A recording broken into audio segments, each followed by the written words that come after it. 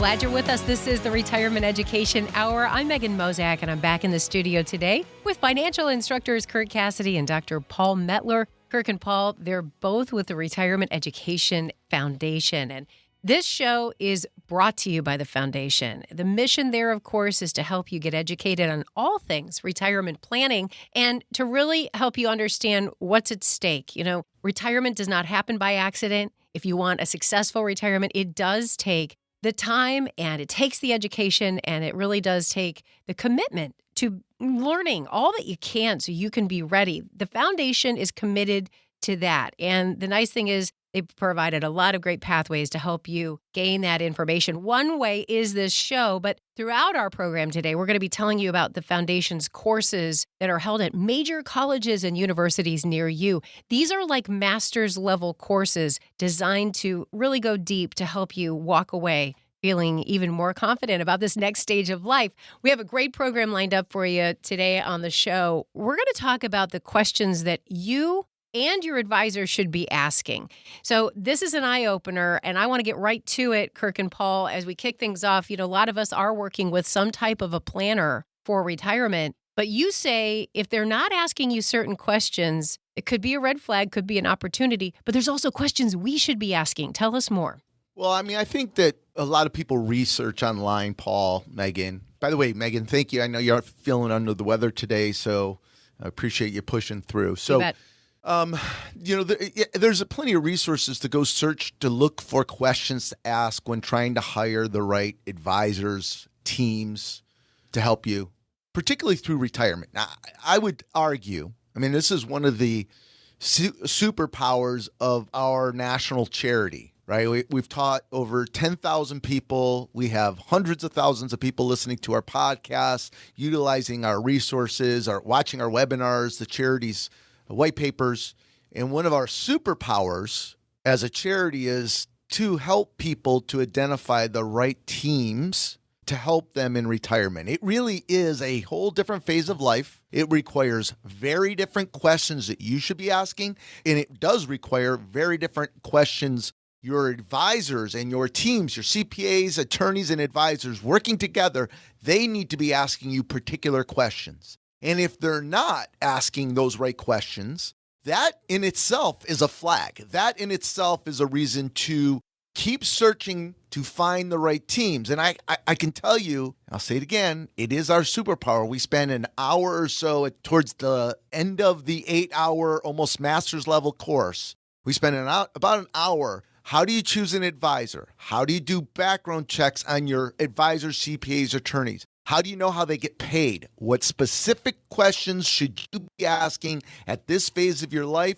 And then we illustrate, Paul, we show literally a plan and show them the different critical pieces of those plans to help mitigate the risks of outliving their money, to help increase their chances of retiring sooner, increase their chances of spending more in retirement, paying less taxes. But it all comes down to finding the right teams. People listening here aren't going to like this, but they're going to enter a phase they're going to need help. And most people don't have the right help, and doing it themselves is not going to be the answer throughout retirement. So it is not easy to find this team, Paul. Yeah, no, and what I like about the show is that it's sort of a bit of a roadmap for people to follow in terms of, you know, when they're interviewing an advisor, what should they be asking. But what I also like about it is that, I mean, there's a lot about that out there, but we're also going to talk about what should the advisors be asking you? And I think it's fair to say the types of questions advisors will ask you will say a lot about who they are and what they do.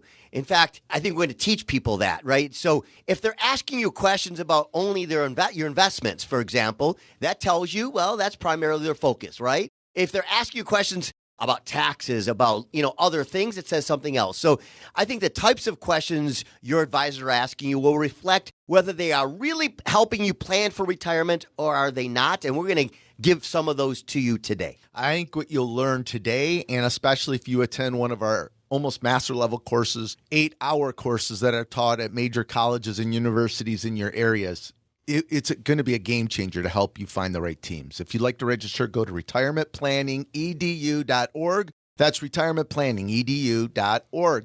You know, I think, Kirk, most people assume, until they come to class, most people assume that the only question that an advisor is going to ask you, even as you are preparing for retirement, is how much risk do you have, right? How much risk are you comfortable with?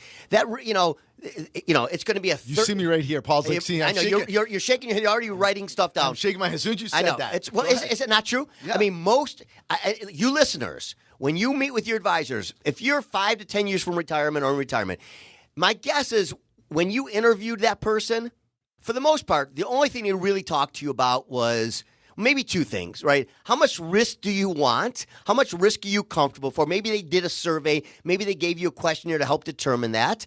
And they may want to know, how many kids you have and a little bit about your background. But the primary focus of their questions are going to be around investments. And most people probably assume, well, of course, that's what you all assume that's all they should be asking you. That's just not true. I wish we had the sound, the sound bar they were playing with. Yes. I know they're messing with it on our board so that we can have some sound effects. But so that's what they're going to learn today. And one of the things they learn in the class, there is no incentive. Hear us. There is zero incentive for people in the financial service industry to help you feel comfortable to spend more money. It is everyone in our business.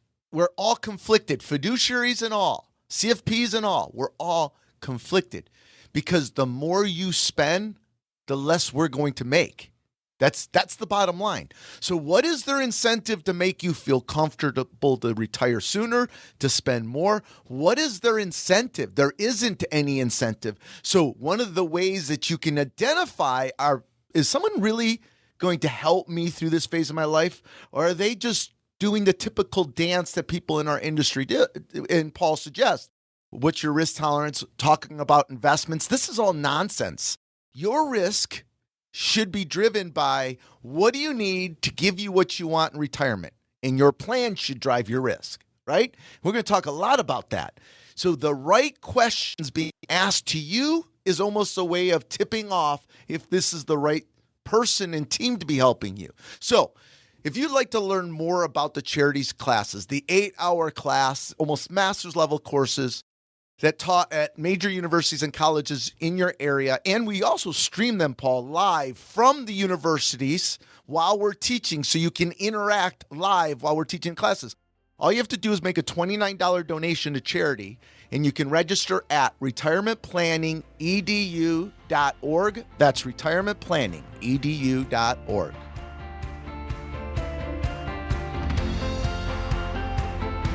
Thanks for listening to the Retirement Education Hour. Be sure to follow or subscribe when listening on Spotify, Apple Podcasts, or wherever you listen to your podcasts. And now, back to the show.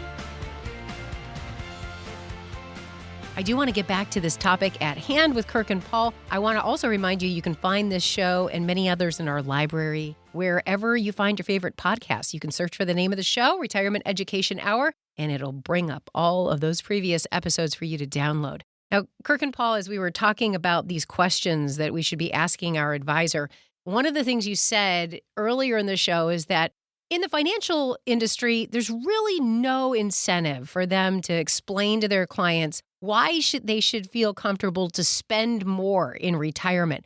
I want to get to the heart of that. Why is that? Why is there no incentive? Well, here's the deal. I mean, we say it frequently in our shows. We explain it clearly in the 8-hour classes. Listeners, the more you spend, more of the income you spend in retirement, and the sooner you retire and the more you spend, the less the people that are managing, taking care of, holding, helping you with your finances make. They make less when you spend more or retire earlier. So there is no motivation to make you feel warm and fuzzy. And here's the giveaway, Paul. The giveaway is in one of the questions you should be specifically listening to when you are interviewing or if you're with a team is if someone asks you how much money do you need in retirement, there's a difference between need and want. We have people worth $2, $5, $7, $10+ million that come to our classes. And when we have discussions with them and they say to us, well, we're living on X amount of dollars, it is significantly less than what they can afford to spend. We just had someone recently they had $5 million saved for retirement. They were living on $100,000 a year.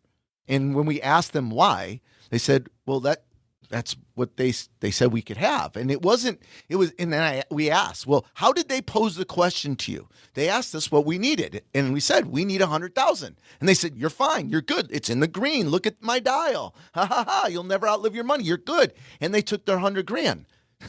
After the class, and then we taught them how to find the right teams. They have found the right teams, and we have learned they are now spending $300,000 to $400,000 a year, and it's bulletproof, risk mitigated. They have 3x their lives in terms of quality of life and spending because they found the right team, Paul. So when the advisor asks, "What do you need?" that's a red flag. It should start with, "What do you want?" Right? And start there. Does that make sense? Makes total sense. And I think, as you said, it's a bit of as you say, it's a conflict for most advisors because the more you spend, the less money they make. So obviously the incentive is for you to spend less. And I think part of the challenge is most people either have no idea how much they're really spending because most people aren't budgeting, and most people have no idea how much they're going to want to spend in retirement.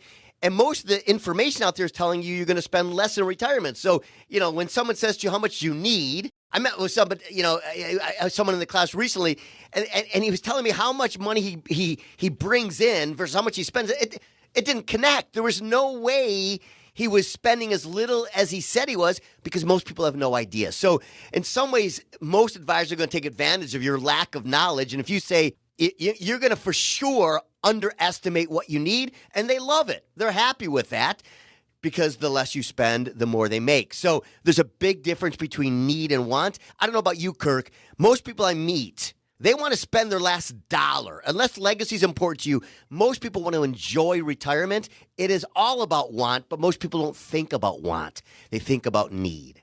Well, for sure. And that's, Paul, you hit on something that we also talk about and teach in the classes.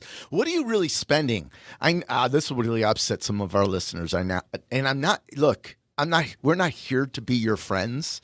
And that's what puts us in a very unique position because we are volunteers for a national charity.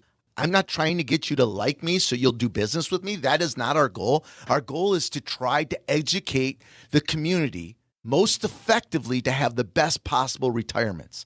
So when I say things that offends people, it is not intended to offend you. And yes, it is often different than what you read, and it's often different than what you believe in your hearts. Now, the example is how many CPAs, CFOs, accountants, engineers that are doing budgets aren't close to being accurate with what they're spending. They're not close. So we teach a very simple technique called a top-down budget analysis to figure out how much money is coming into your house and how much money is going out. Forget what your spreadsheets say. You got to know that number before you retire. That's A. B, that whole 78% of your income number that you'll spend less in retirement is nonsense for that family with $1 million to $20 million. It's nonsense.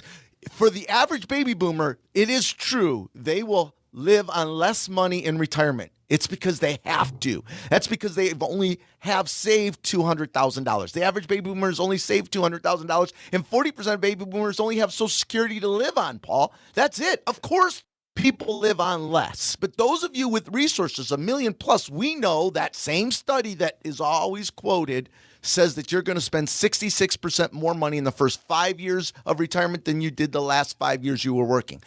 You need to come to the classes so you know actually what to be looking for, what to be asking, what your team should be asking you. You need to attend one of our 8 hours, almost master level courses taught at major universities and streamed so wherever you're at in the country, you can participate live in the class. If you'd like to register, make a $29 donation to charity and register at retirementplanningedu.org. That's retirementplanningedu.org. Listening from outside Michigan or Missouri? We stream courses live from the university so you can attend anywhere in the country. Go to retirementplanningedu.org. That's retirementplanningedu.org to sign up. And now back to the show. Want to talk about these questions. I know that sometimes advisors will say, do you care about legacy? How important is legacy planning to you? Is that a good question for them to be asking you or no? Well, I think that, the expression, the devil's in the details, right? So, of course, legacy, that question needs to be asked. I think it's how it's asked, because we've taught tens of thousands of people now. We're streaming radio shows and podcasts around the country. What we know is so much of retirement, it's about behaviors. As we age, we have an expression: old people aren't cheap. That's an old stereotype, and it's not true. They become scared, and as they get more scared and more anxious about their money, the more they'll shut down and the less they'll spend, right? So we know the fear and anxiety is the number one fear people have once they retire, and it gets worse as they age. It's not a debate. Everyone agrees. So now it's, how do we manage those fears and anxiety? And a lot of people will manifest their fears and anxiety and associate it with wanting or having a desire to leave a legacy. And Paul, you as a behavioral psychologist specializing in geriatric psychology knows that many times, frequently, that desire for legacy is really more about, I'm afraid of outliving my money. So therefore, I can sort of, especially men, I don't have to admit to myself or others that I'm fearful.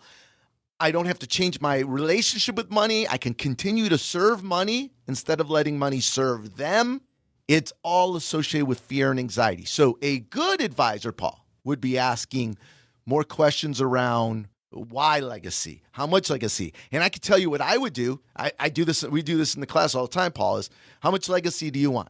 You want $2 million? Great. Okay, so how much is your house worth? We're going to buy life insurance. Now we can spend down your principal in a controlled fashion just as long as you're not outliving your money. Are you good with that?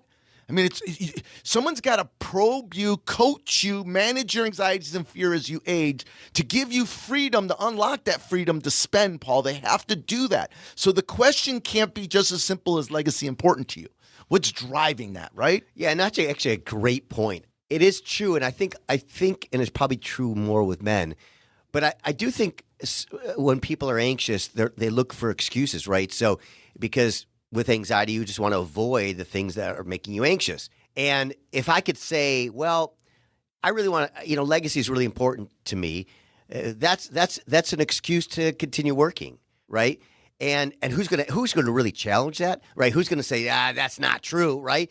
And you may believe it, but I think often it's a way to avoid facing what we all admit is not easy. Like we're not sitting here saying it's unreasonable to be anxious. Kirk, I don't think you're saying no. Don't be anxious. I don't think you're saying it's normal to be anxious for a whole bunch of reasons.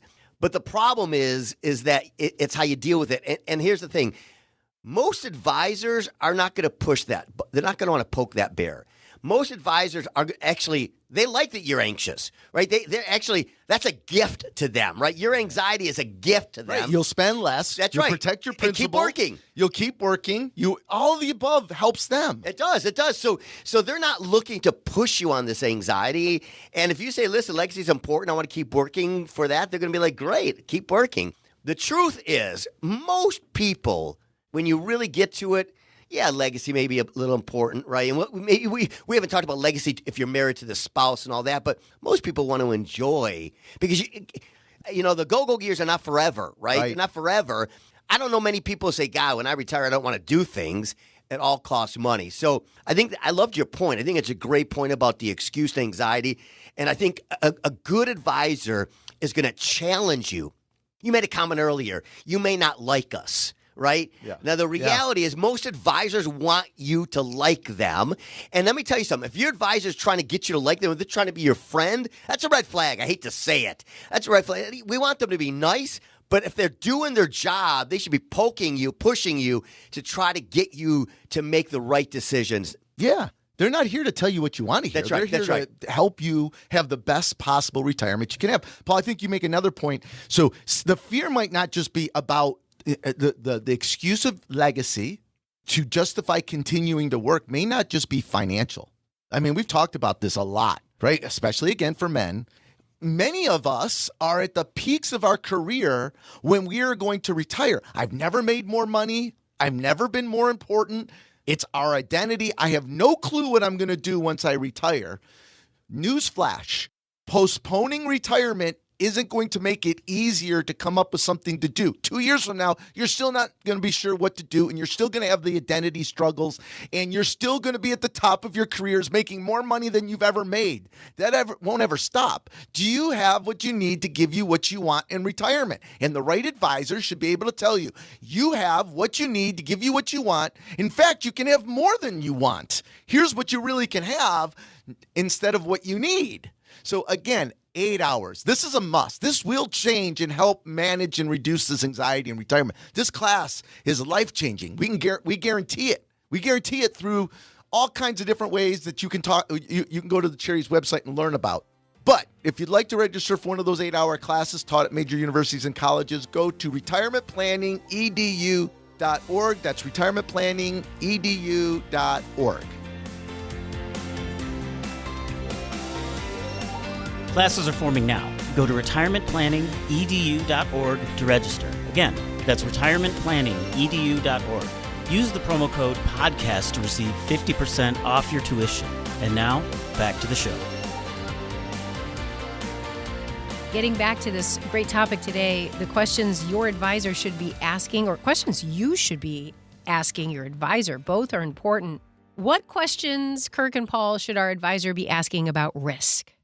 Well, let me tell you what they all ask, and then I'll tell you what you should be looking for in an advisor to be asking. And I think they're two different things. I know it's the industry standard is whether it is through some form of a questionnaire or through an oral questioning.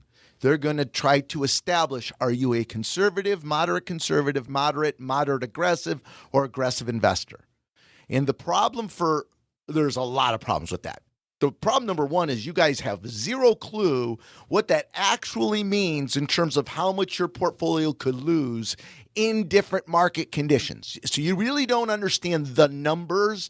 So instead of making those numbers, because they can be scary, they've created a label that is less scary. Sure, I'm a moderate person or I'm a moderate conservative person. Well, newsflash, a moderate investor, a 60-40 investor in 2008, 3 standard deviation event, a major market event, lost between 27 and 33%. And my guess is a lot of our listeners didn't realize as a 60-40 investor, your portfolio could lose that much. In fact, without the proper planning team, if that happened early in your retirement, it would blow up your retirement. So the better question that someone should be asking you, because really your risk tolerance, your emotional risk tolerance it should be based upon how much can I tolerate losing before I would change a behavior. See, when you're younger, it doesn't matter. Really, when you're younger, your risk tolerance, they shouldn't even ask you your risk tolerance. Your retirement dollars when you were younger should have just been invested in the S&P 500, a little international, straight index, no bonds, and your $100,000 20 years ago would be worth, your $1 million 20 years ago would have been worth $8 million today. Literally, that's the numbers if you just bought the S&P 500. But once I get approached retirement, once I'm within 5 to 10 years of retirement, Paul, now our risk tolerance needs to be based upon our emotional ability to manage and make anxiety and not making bad decisions, right? So how much can I tolerate losing before I would change a behavior, Paul? This should be the question. And the answer is for you, if you said, and what do I mean behavior? Back up. Behavior is I plan to retire next year. And if I said to you, okay, if your portfolio lost 30%, would you retire? Well, if you're a moderate investor, that's how much your portfolio could lose. In 2022, your portfolios were down between 23 and 30%, all of you.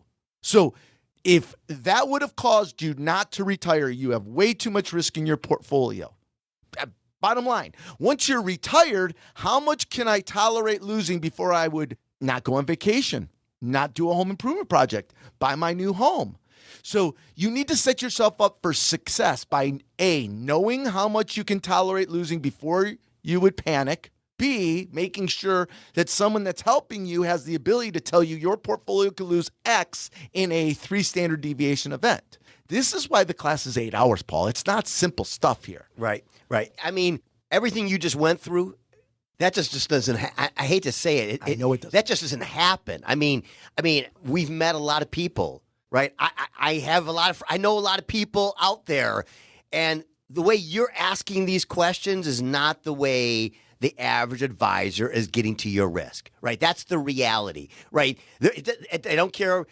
They're going to assume, just like, the rule of 100. They're going to assume they're going to adjust your portfolio based on age. They're not going to look at your income. They're not going to look at, drawdowns and how much can you tolerate. It's going to be a very simple approach. And I think it's going to err on being the most conservative.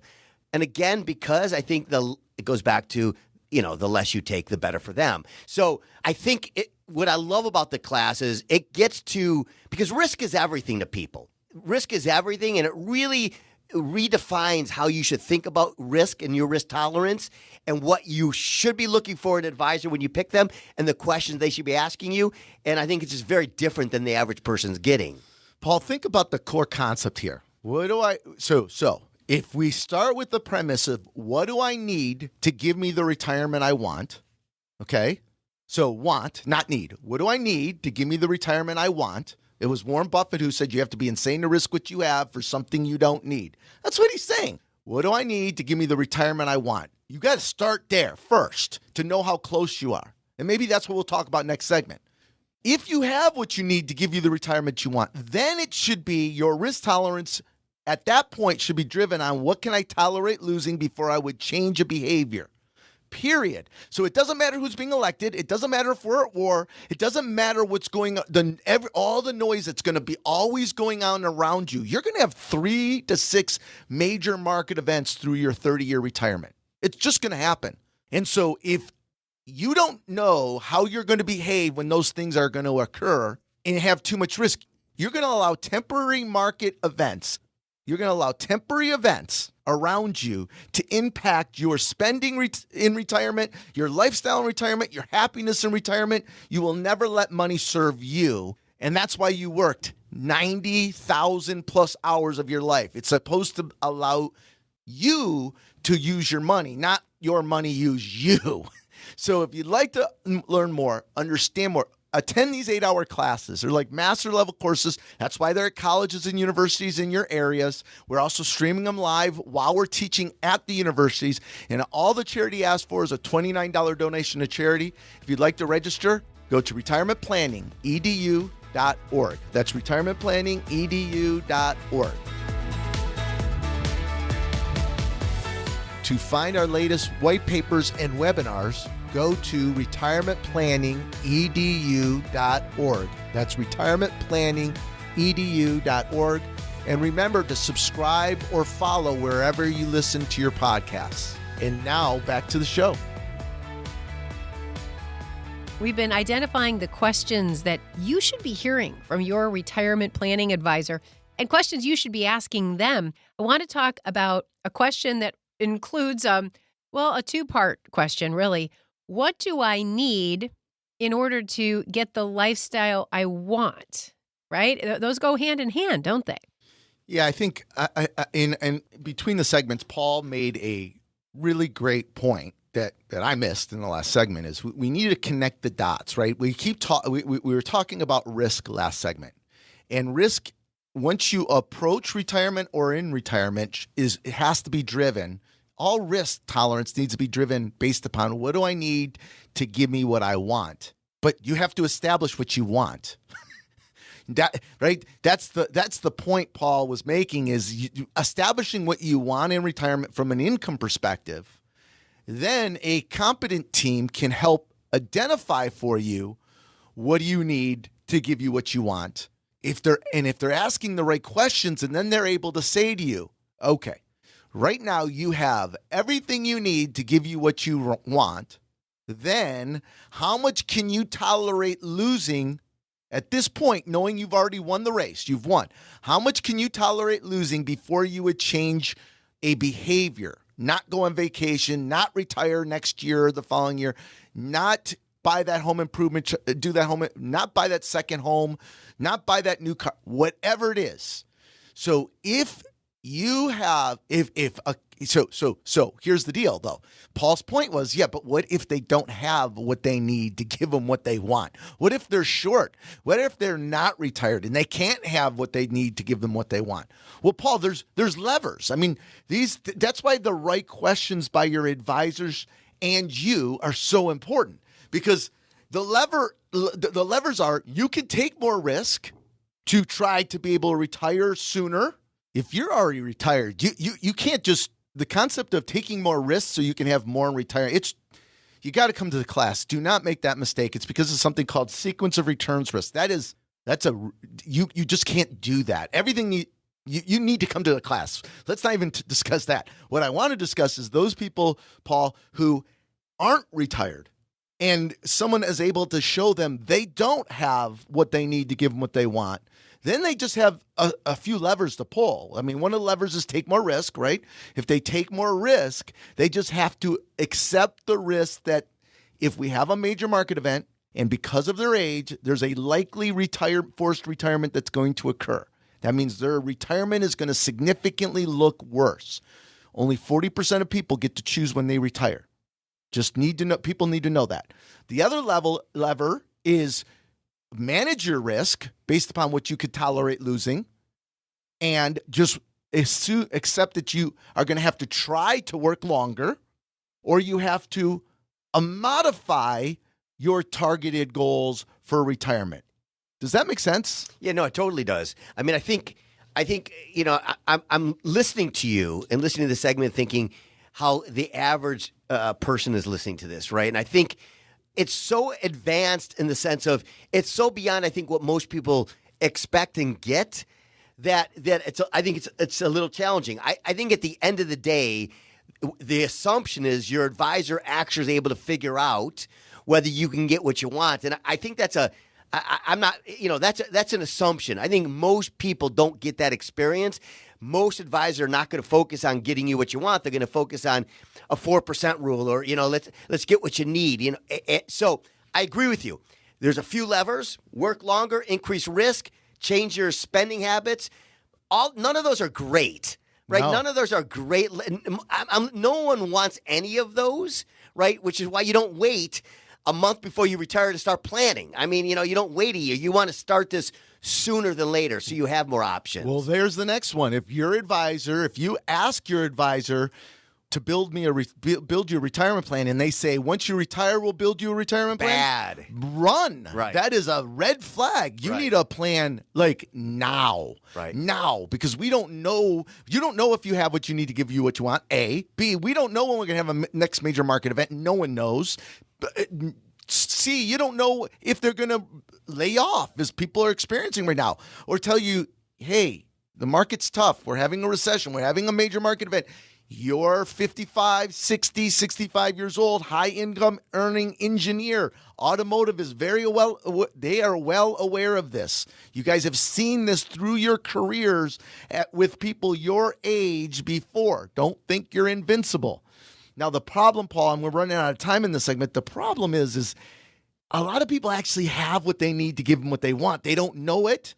And the reason they don't know it is because their teams, their advisors are talking about stupid 3 and 4% rules, which is garbage. In the class, we will teach you can have 6, 7, 8, 9% withdraw income streams in retirement. Significantly more.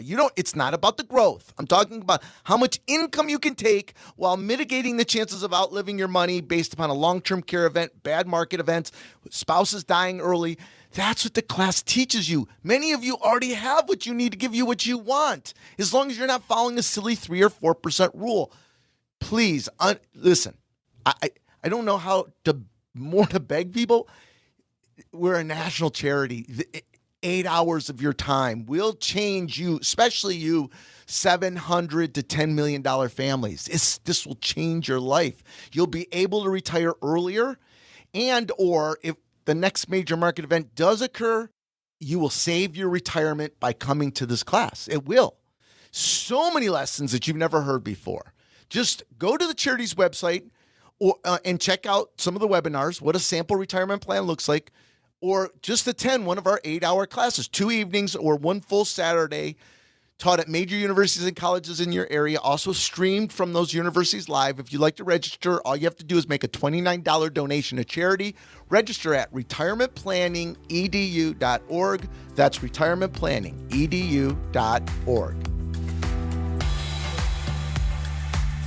Thanks for listening to the Retirement Education Hour. Be sure to follow or subscribe when listening on Spotify, Apple Podcasts, or wherever you listen to your podcasts. And now, back to the show.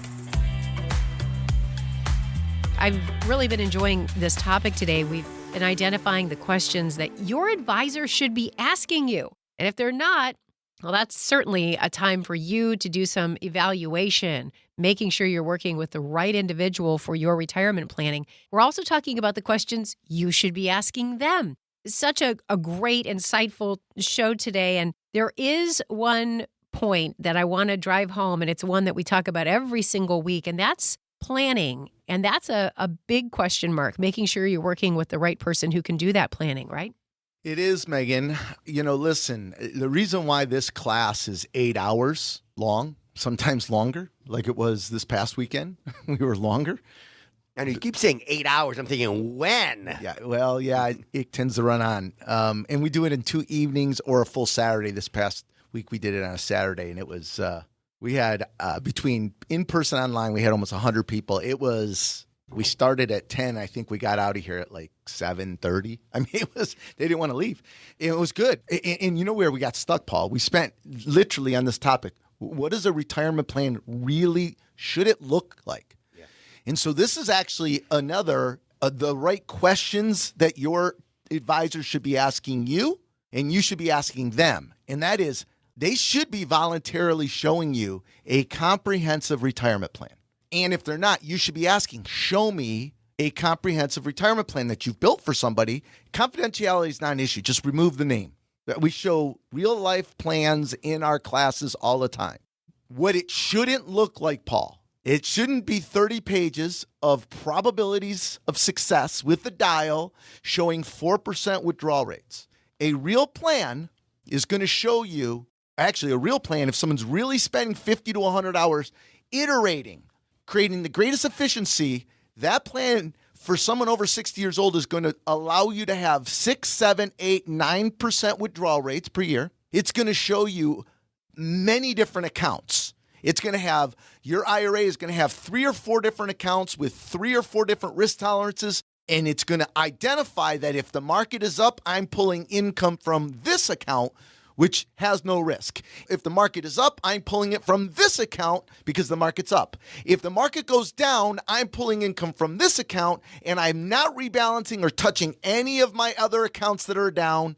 And this is a complex strategy called sequence of returns risk, but a plan should outline what is going to happen for the next 30 years of your retirement. If the market is up, where are you taking your income from? If the market is down, where are you taking your income? How are they risk mitigating? It's not what you invest in, and it's not market timing. Nobody can stock pick their way around the market events, uncontrollable market events. You can control and time where you're taking your income from and have all the different accounts set up so that you're pulling your income from the right sources. And if you do that, Paul, now you can take your 6, 7, 8% withdrawal rates. And most of you listening within 5 years of retirement probably have very close, if not already have what they need to give them what they want. Yeah, no, it's, I think the best test of this, as you're talking, I'm thinking that if your advisor is showing you a plan and you look at that plan and it's bulletproof, meaning you can imagine retiring and have no worries at all about the various risks. If you can look at that plan and not worry if the market crashes, you'll be fine. Or if, God forbid, you have Alzheimer's, your spouse will be fine. Or if taxes go up, you'll be. If you can look at your plan and you feel confident that nothing is going to change how you spend your money, then you got a good plan. If you look at your plan and you say, great, but what if the market crashes? Or what if taxes go up? Or what if my spouse dies before me? Or what if I need long-term care? If the plan does not address and mitigate all those future risks, you do not have a plan. You have a cookie cutter plan, right? That's the bottom line. You have the same plan that since 1994, when William Bengen created the 4% rule, the 60-44% rule, that was his name, William Bengen, invented the strategy and still adopted by Vanguard, by Schwab, Fidelity, everyone, all your online calculators, all your 401, that is not a retirement plan. Go to the Cherry's website and go just watch the webinar. It's 30, 40 minutes long on a sample retirement plan, and you're going to understand 30 years of tax projections and tax mitigation. You're going to see a plan if one spouse dies early. How does the surviving spouse pivot to mitigate the tax consequences and replace the income? You're going to see long-term care safety nets to make sure you've got some protection. You're going to see ways that allow you to never outlive your income. Even if your money ran out, you'll never outlive your income with long-term care protections so that you can more aggressively spend your money when you're younger and most active and not be fearful. Fun fact, sad fact, it's not an accident that all our listeners today will die with between 80 to 100% of the wealth they have right now. That's what research has told us. That's what the government has told us. You will die with between 80 to 100% of every dollar you have the day you retired because of fear, anxiety, because you don't have a plan and you have the wrong teams. Come to a class so we can teach you how to find the right teams and the right questions to be asking your advisors and looking for the right people asking you the right questions. If you'd like to register, go to retirementplanningedu.org. Just make a $29 donation to charity. It allows you to attend the 8-hour master's level course. That's retirementplanningedu.org.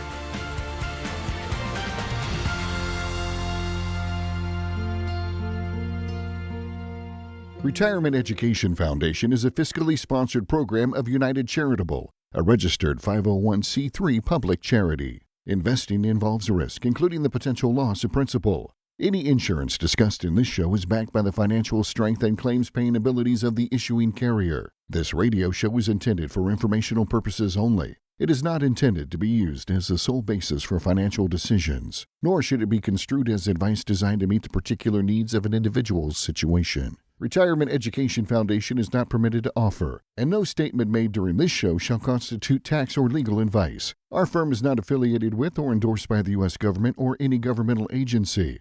The information and opinions contained herein provided by third parties have been obtained from sources believed to be reliable, but accuracy and completeness cannot be guaranteed by Retirement Education Foundation. This radio show is paid for by the Retirement Education Foundation.